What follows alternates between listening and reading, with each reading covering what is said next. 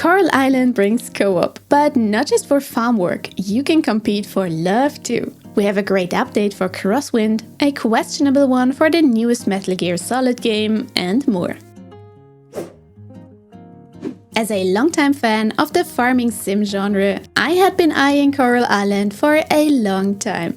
It's got farm management, of course, but also fishing, mining, an elaborate relationship system with a big roster of datables, and you can even dive into the ocean to meet the merfolk. But something was always missing for me. What was it? Ah yes, the co-op. This was a single-player game. Until now.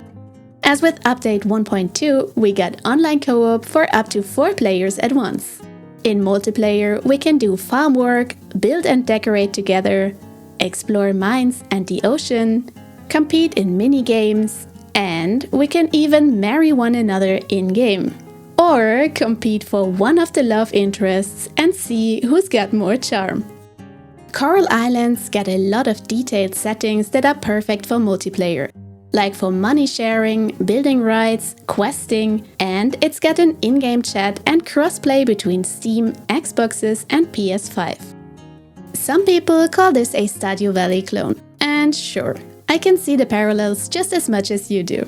But not only are they adding their own creative ideas on top, but also Stardew is an old game at this point, and one that is working very well, and it's a fan favorite for co-op players.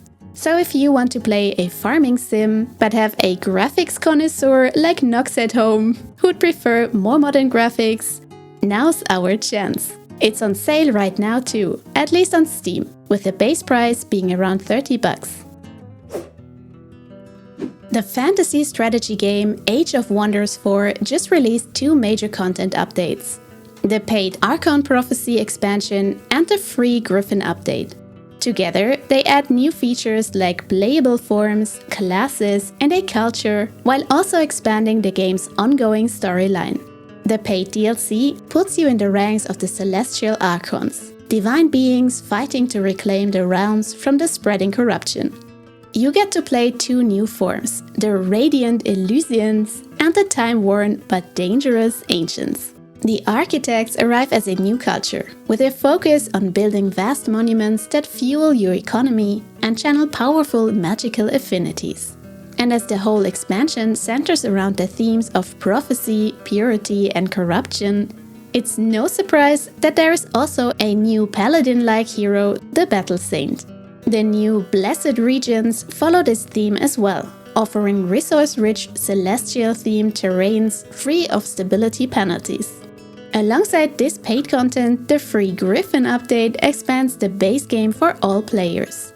Hero classes have been reworked, with mages now split into the Elementalist for raw magical damage, the Ritualist for nature-based healing and utility, and the Warlock for curses and necromancy.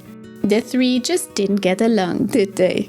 A new cool flaw system allows you to select deliberate weaknesses in exchange for more points to spend elsewhere, like spending stat points but in reverse. The AI itself also gets strategic upgrades alongside tons of other quality of life features. It's nice to see a paid DLC launch alongside such a huge free update for once. The alpha test for Crosswind has ended, and the devs have shared their future plans for the game based on player feedback and playtest data. And all of these coming changes actually sound great, as they address almost all the complaints Nox and I had after playing the alpha. The first and biggest change they are making is changing the genre focus. Crosswind was planned to release as an MMO light, with parts of the game being instanced and others serving as public hubs and even battlegrounds. This has been mostly scrapped, and they are now doing a more traditional survival game, with a heavy focus on co-op play. This means you'll be able to play the game solo, offline, but also host your own sessions or have a dedicated server with friends. Even mods and customization will be possible with this new system. Tortuga, the island that was once meant as a social hub, will be changed into a city bastion against the undead. As the PvP was kinda tied to the MMO part too, this competitive part is not the focus of development at the moment anymore. Although, if that's what you wanted, It's also not cancelled or scrapped entirely. They just have to rework it, I guess.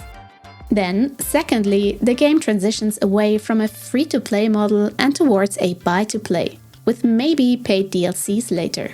They asked this in the player feedback survey, and we are both happy for that change. They also teased a new biome called Ashlands, buried in volcanic ash. And no, we don't sail straight into Valheim to get revenge for our Ashlands trauma. The early access release is expected for sometime in 2026 on Steam. We like the alpha a lot already and are looking forward to more Crosswind. Maybe we were the only ones who missed this one, but did you know that Metal Gear Solid Delta Snake Eater, which is coming out on August 28, will have a multiplayer mode?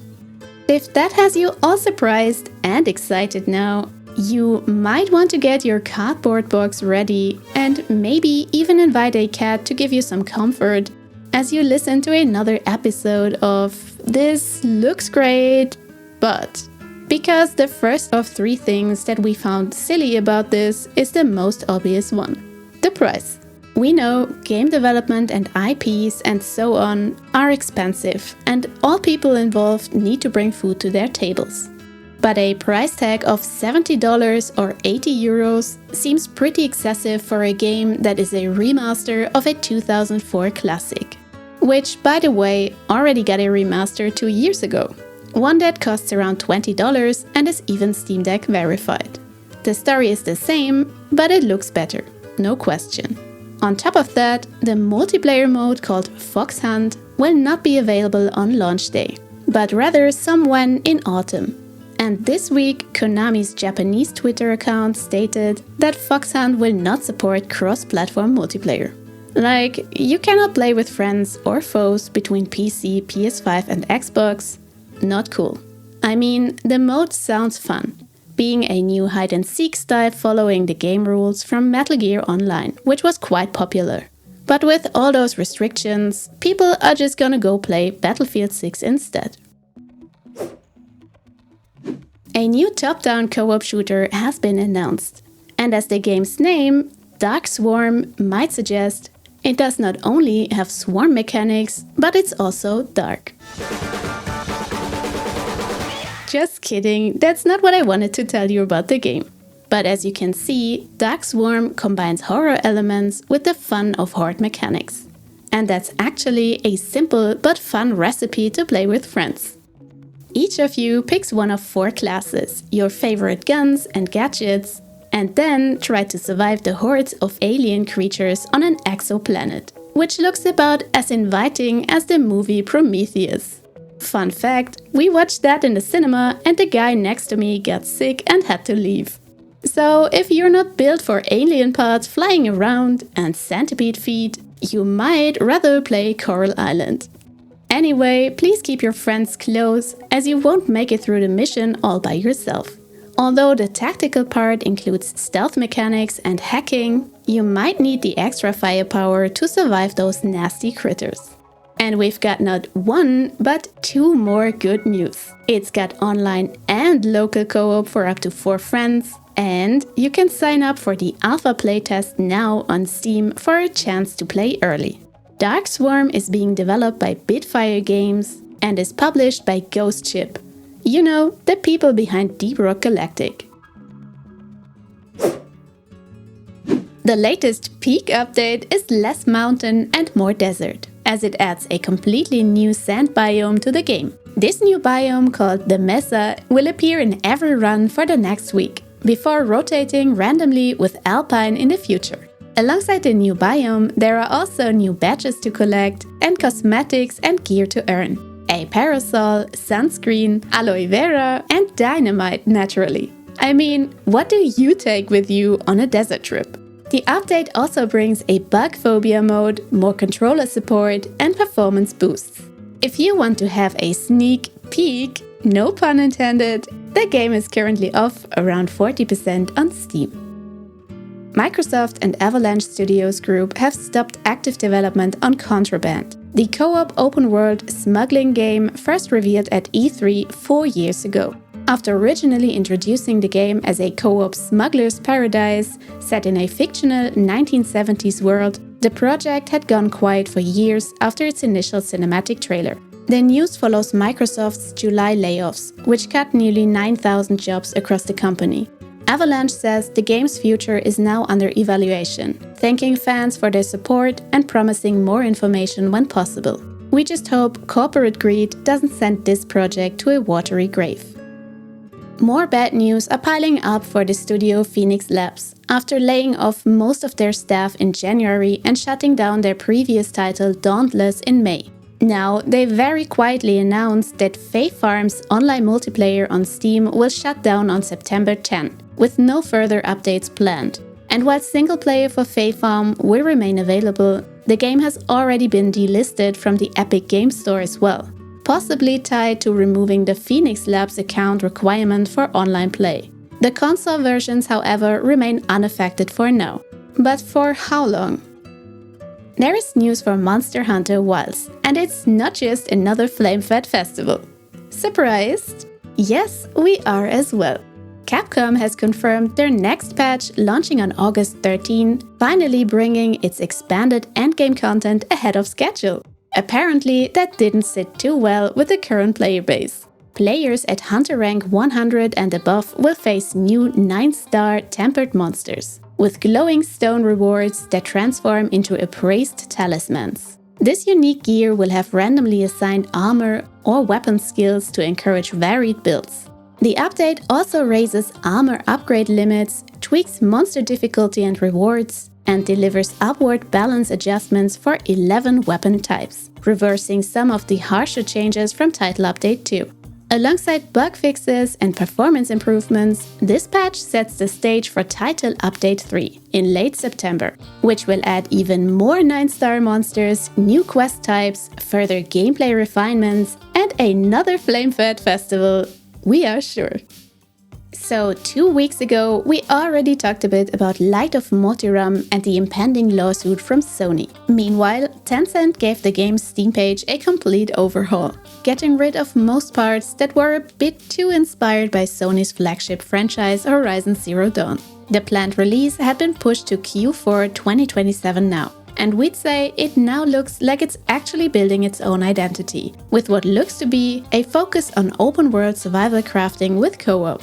Hopefully, they can salvage and build on whatever foundations they had up until now, because it still looks quite intriguing. If your squad has this one friend on Xbox who could never join the fun in Helldivers 2, my console friends, your time has finally come to join the galaxy's last line of offense. The game launches on August 26th and pre-orders are already open. It's not coming to Game Pass soon as far as we know, but the cross-platform play makes up for that. For this week's free stuff, you can grab totally reliable delivery service on the Epic Games Store for free. A ragdoll physics simulation with local and online co-op. And if you love testing out new games early, you can now try out the time-limited demo of PUBG Blind Spot, an upcoming 5v5 tactical top-down shooter. It has real-time shared vision with teammates and a typical tactical shooter game mode with bomb mission rules. But that's all for this week. We hope you're enjoying summer with your favorite people, and we'll see you again in the next one.